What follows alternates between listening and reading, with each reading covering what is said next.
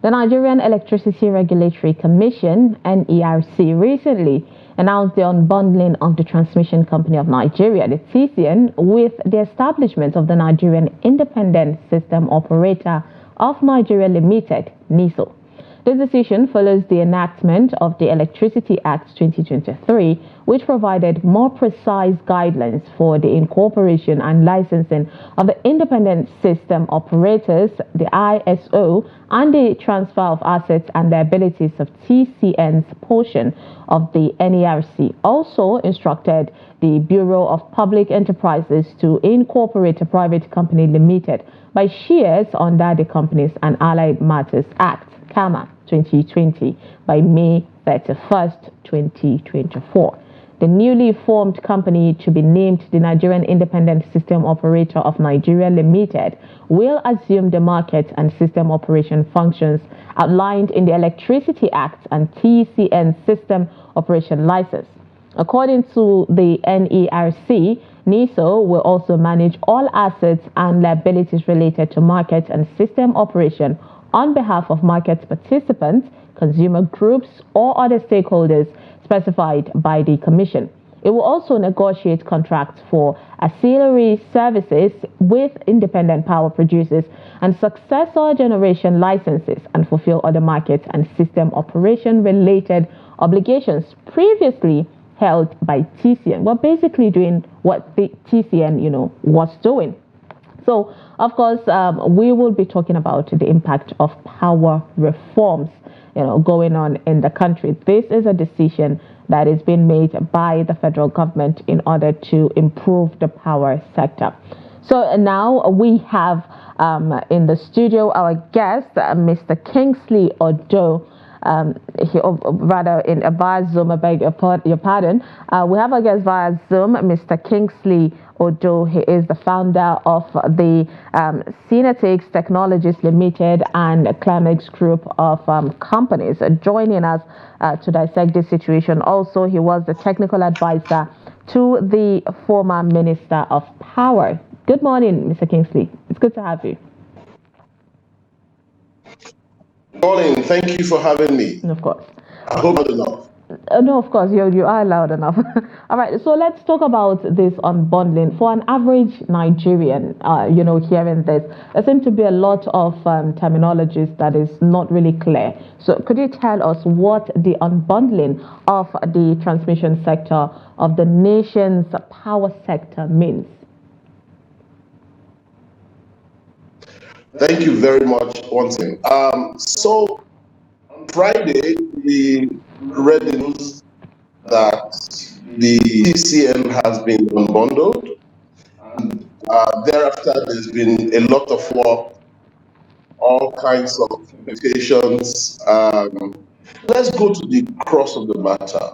Why is unbundling necessary at this time? First, I want to say that I'm in support of the unbundling. A lot of sector participants and key strategic partners in the sector are in support of the unbundling. This is actually in line with the trajectory of the power sector. At some point, the power sector was unbundled from NEPA, very key areas, TCN, the discos, and all of that. And it was anticipated that at some point in the trajectory, the TCN, that's actually been two organizations born.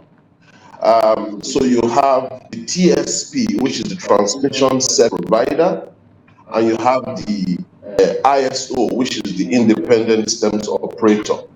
And under the ISO, you have what you call the SO himself, which is the systems operator itself, and then the MO, which is the net operator. So you can see that the TCN has been, a cocktail of organizations playing different roles. So TSP, if you like, would be the organization focused on maintaining the assets and infrastructure and replacements of all of those assets.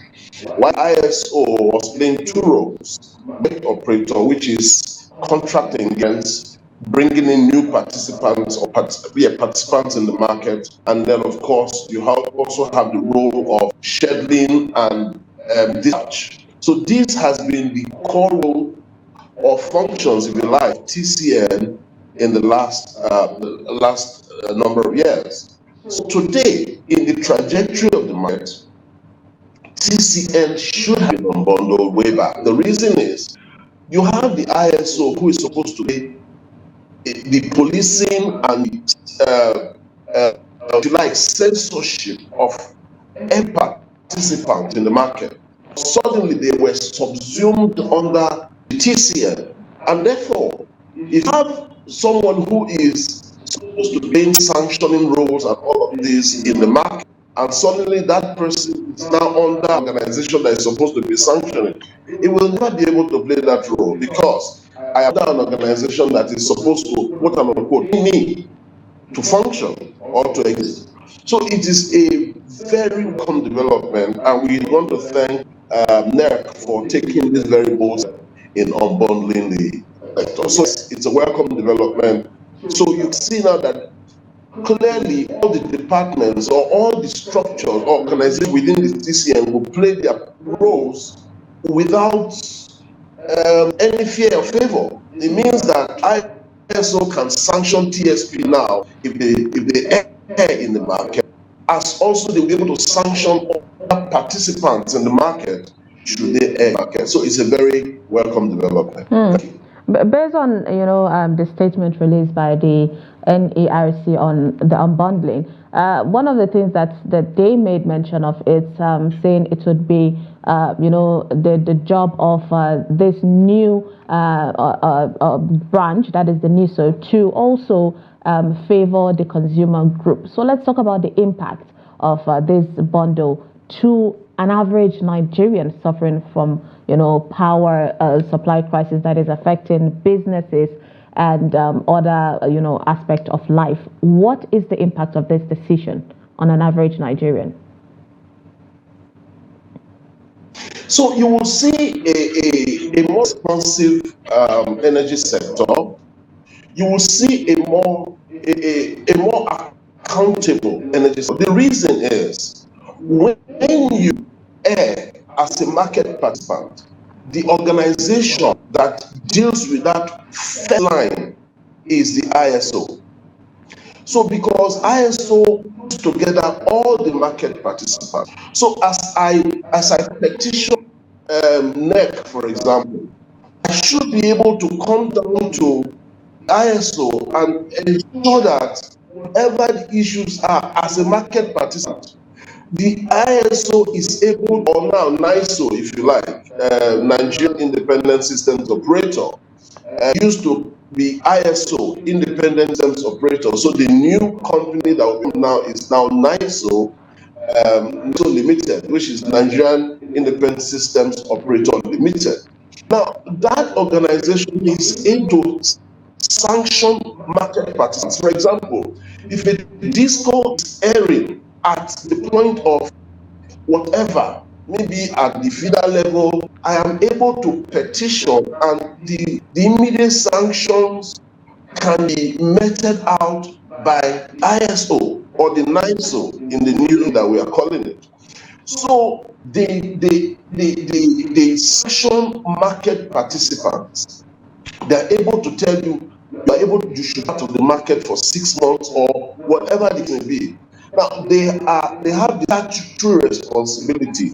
So you will see a more functional power sector, you will see a more functional energy market, you will see a more responsive and accountable energy sector or energy market in a way because of its independence. We have always called them independent, but they have never been dependent. So today, they play their rightful role as independent, which is Nigerian Independent Systems Operator. So they operate the systems from transmission from the offtake point to the offtake point. Meaning the offtake point from the generator to the offtake point of the last consumer. So you have that management of that entire flow by the ISO. Also, they also manage the dispatch and to bring in new participants into the market. It's a very functional, highly dynamic, and more responsive market. So to the consumer, this gives us a deeper sense of accountability and response to his request, as day by.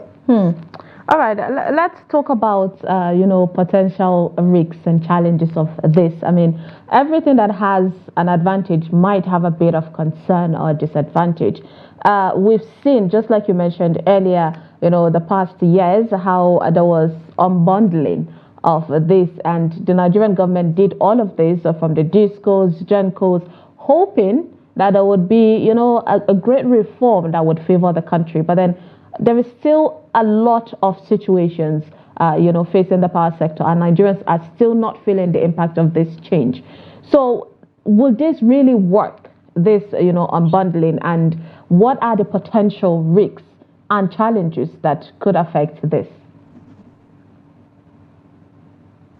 Okay, thank you very much. That's a very good question. I can tell you that because if we backtrack a little to when the 2013 there was an unbundling in the sector where you now had, or like you mentioned, the discos, the gencos, and all of that.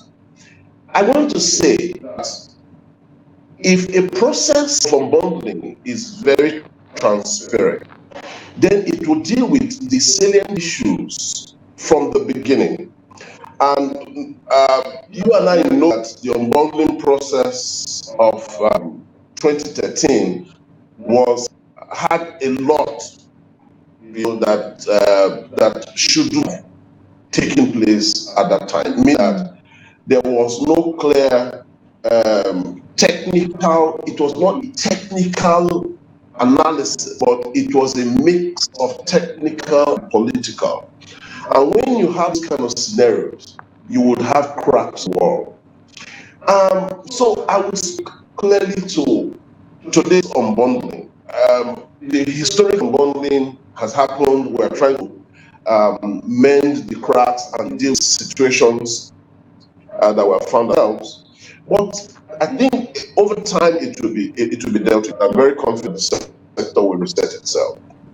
But today's unbundling, I will speak to implementation and putting the right people in the new structure. Remember, unbundling means that you now have a new MD in ISO, a new MD in TSP, or existing MD can shuffle either ways, what the case may be. I'm not interested in all of those. What I'm interested in is in how do you put the right people in those places, those openings that will ensure that they run very professional, highly responsive, highly accountable NISO. That is really a challenge. If we are able to deal with that challenge, I expect that the new NISO will function very professionally, which it ought to function. Because if it functions professionally with accountability and responsiveness to all the issues that are raised, and in terms of dispatch, market settlements, that is settlements of bills and all of this, if it does it properly and sanctions who needs to be sanctioned at the right time without political mixes and whatever, then I believe that the sector is on its way to a very positive reset. Thank you. Speaking about the timing and the accountability and transparency, it's one of the main issues that we're having in the country, where there will be a lot of decision, but the follow-up is always the issue. So let's use the short, medium, and long term. You would definitely agree with me that if Nigerians are really curious and impatient at this point on power, you will not blame them, right? So let's talk about the expectations of, if at all there is this political will and there is a push for accountability of this, new development. How long do you think Nigeria needs to wait in order to see this decision become fruitful and to say, okay, we're at a point where we can say we have an amazing power supply in the country? Well, in the last session I had with you in the studio, I recall that this was the question that was raised, and the power sector is truly work in progress. I will not deceive you that it is a hurry yet. No, we are still hovering where we are. It means that if we wobble and continuously wobble in the right direction, with political will, like you mentioned, the courage to implement some of these reforms. And it's critical. The power sector, um, it's in early days. I can assure you that it's taking a huge, maybe 10, 11, 12 years, or going 13, 14, if you like, of a lot of experimentation. But I do know that if we continue to do the things we're doing and we do it right, for example, this is a very good development. Don't forget that we're going to where we have market, which is the willing seller, willing buyer front. It means that one day in this sector, I can sit and say, look, I don't want to get power from this organization anymore. I want to get it from this other organization. And so you will see a huge competition by way of pricing, by way of all of these things. So that is where we say we're headed. Today, we're still at early stages. Unbundling of TCS is one good step in the right direction. I'm sure that at some stages of the market, lots of structures will innovate out. For example, we expect that at some point, Embed, which is the bulk electricity trader, will innovate out, and there will be an open platform for everybody. So those guarantees will fizzle out, and there will now be an open platform for all market participants and also takers to play. Don't forget that electricity is a commodity. It means that all of us bring our commodities to the market and then we sell. And so whoever, like you go to the market to anything, to buy tomato, to buy rice, go to the electricity market, like you go to the market, commodity, and you buy whatever you buy. So I will be able to, at some point, we'll be able to say, look, you know what, I'm going to the electricity market, I'm going to look for the best price, best service, best of all of this. So it's going to be an exciting stage that we'll do in the market. Today, we're not there yet, but we're moving in the right direction. Let's cure the issue of these goals, which I think government is making efforts to cure. Let's cure the issues of metering. I think government is also making efforts to cure. Let's cure this issue, which we have cured, the unbundling of TN. Let the embed innovate out, and then let the market get to the point it is now willing seller, willing buyer, and all those things. You will just see a healthy competition playing in the sector, and everyone will be happy. Not until then, we're still moving in the right direction. Thank you. All right, let's talk about another concern of Nigerians, which the NLC and the TUC are echoing at the moment. They've given ultimatum, that's the labor bodies, saying, the NERC should reduce the cost, the tariff prices, increase rate that has increased in Nigeria. And Nigerians, of course, are scared of that with the banding, classifying Nigerians based on a different band and all of that. How do you think this situation could be solved for the betterment of the nation?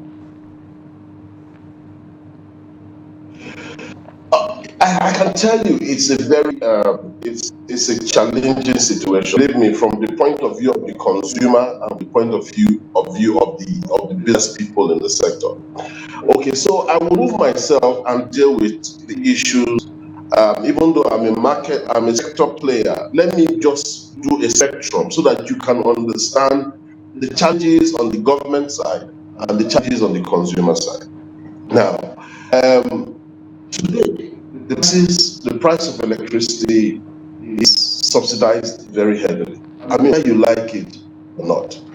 We've been able to establish the real cost of electricity per kilowatt hour. I think that it hovers in 120 naira to maybe 200 naira. It's a space, and these prices are based on permutations. Now, I read sometime the honorable minister was speaking, and he was saying that, look, if it is 20 naira, for example, the generation company will take about 6 naira.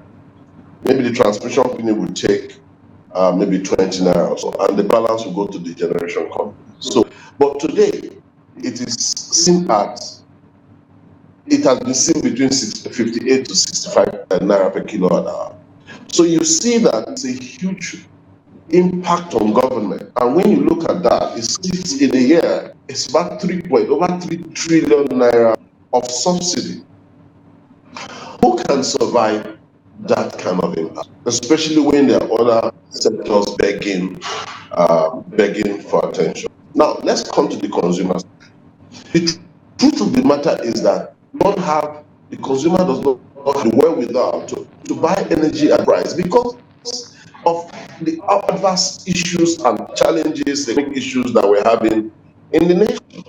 So you can see that from the government side, it's a sad story. From the consumer side, it's a sad story. So I think that, and don't forget, this is only on power.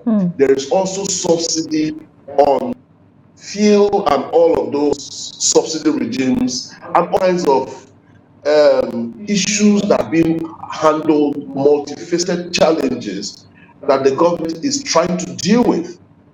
Believe me, you don't want to be in government because of the challenges that are hitting you from every angle. Now, how do we mitigate some of this challenge, which is really the thrust of your question? How should the government respond in dealing with this? And how should the people respond?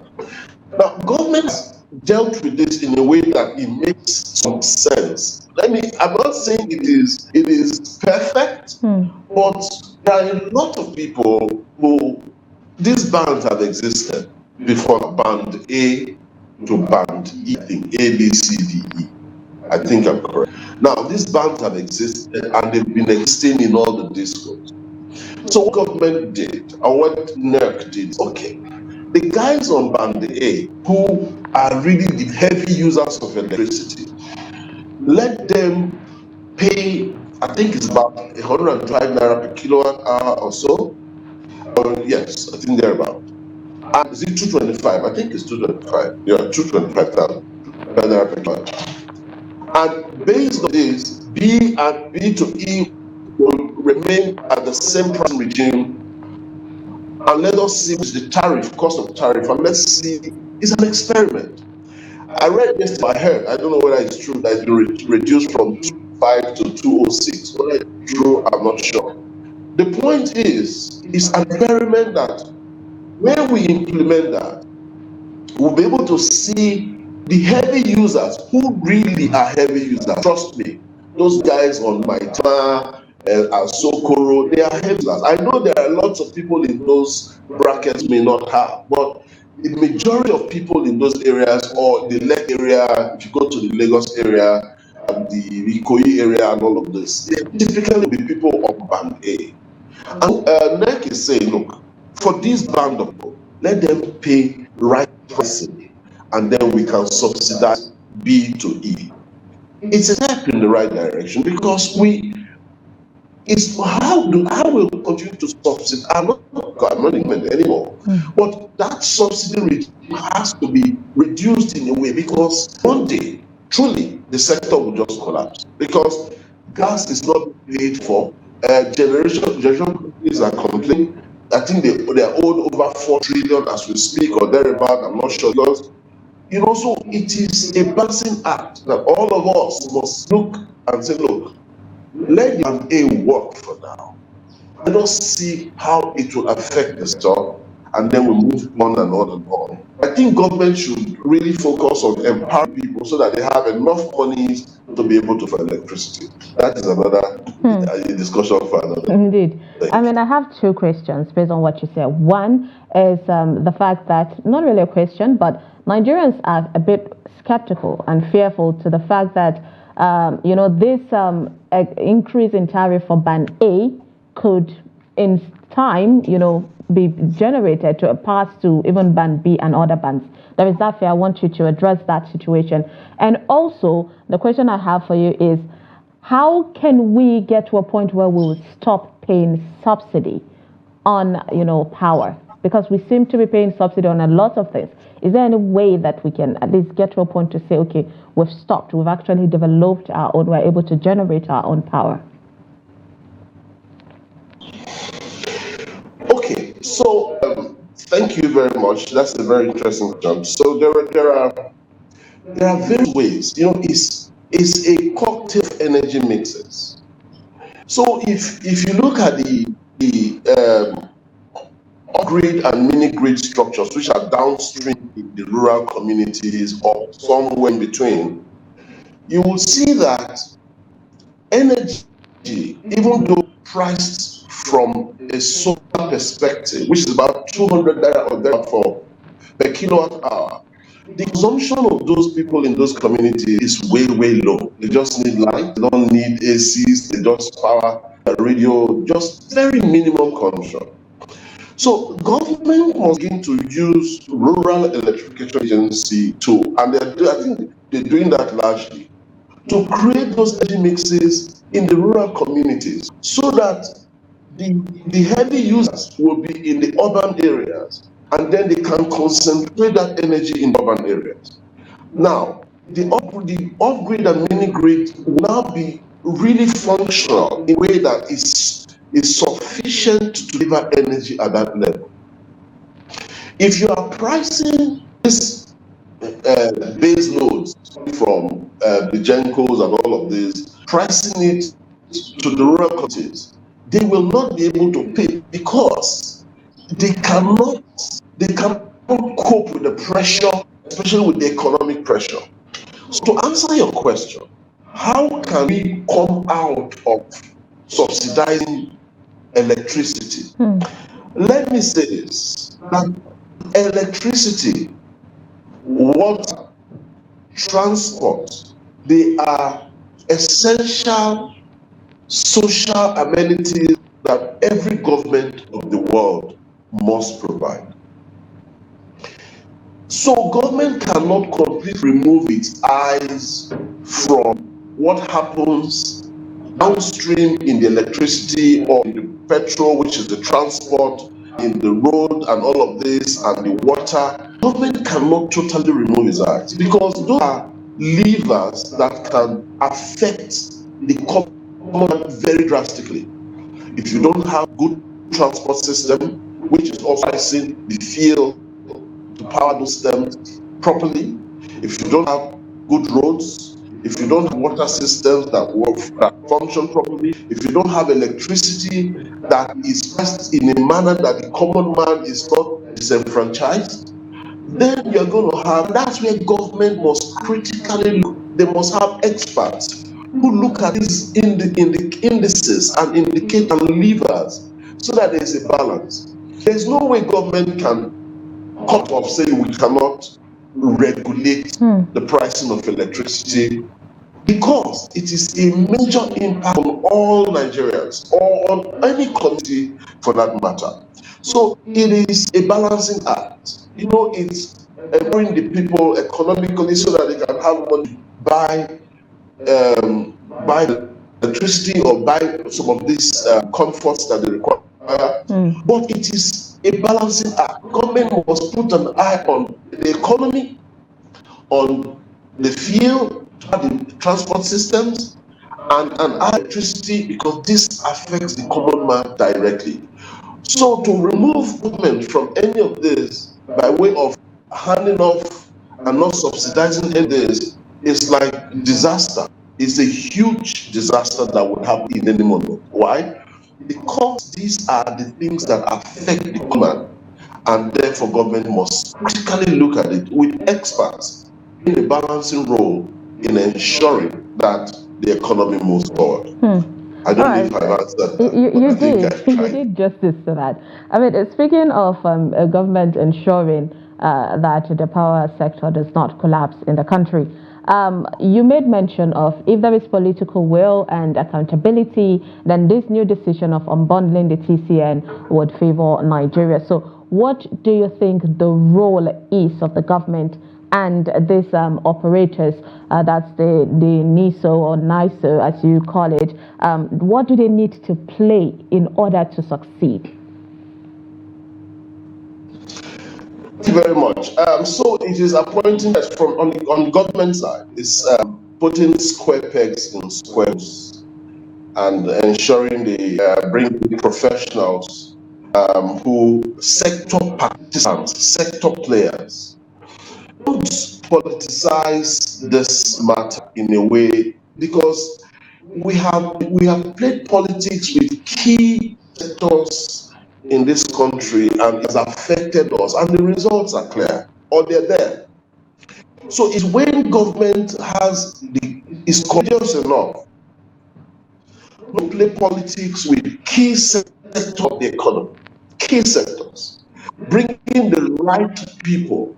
I mean, Nigeria is diverse, looking for square pegs and plugging them in square holes.